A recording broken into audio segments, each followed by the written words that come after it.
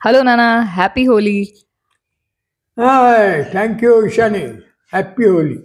So नाना, होली आणि health याबद्दल काही कनेक्शन आम्हाला सांगू शकता का? आता असं आहे, होली HOLI होली, आणि आपल्याला health is required as A holistic. काय मस्त संबंध आहे बघ. होळीमध्ये आपण आपले सगळे दुर्गुण जाळतो आणि त्या जाळामध्ये आपल्याला नवीन दृष्टी मिळते.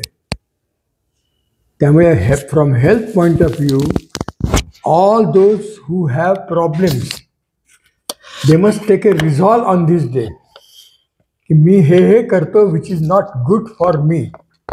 तर त्या सगळ्या हॅबिट्स तुम्हाला दूर करता आल्या पाहिजेत होळीच्या निमित्ताने. That is how I look at it. Holy, holistic health.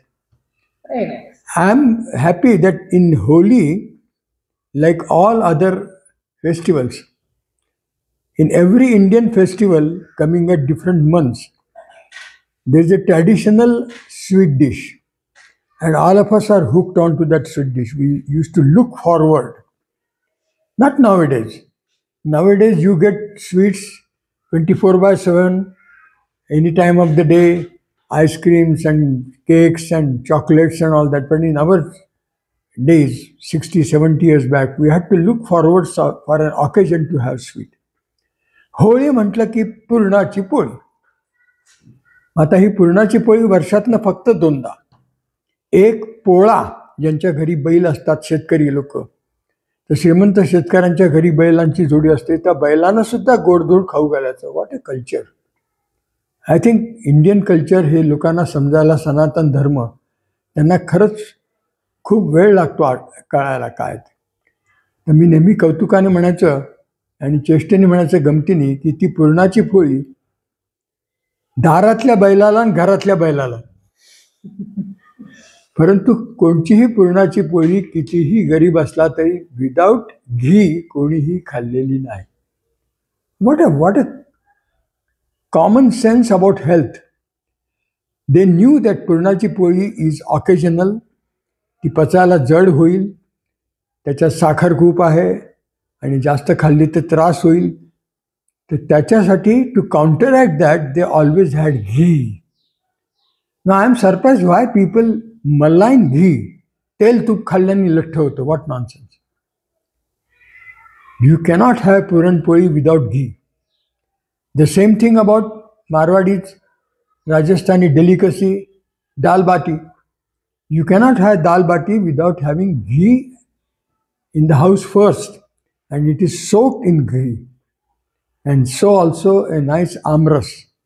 Without ghee, you cannot eat amras. So this has been taught by our ancestors who knew what was good for you. So Holi, hai, bura na maro. Burn, discard all your bad habits which had led to your ill health.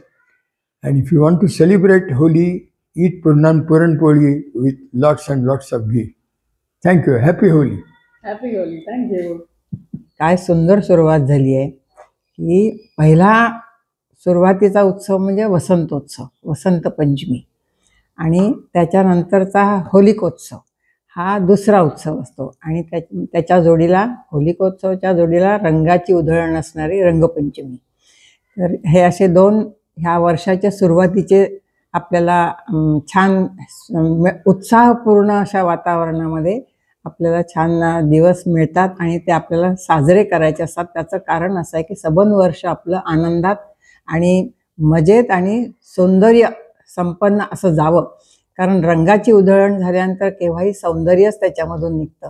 तर हा फार विशेष महत्त्वाचा उत्सव आहे, आनंदोत्सव आहे.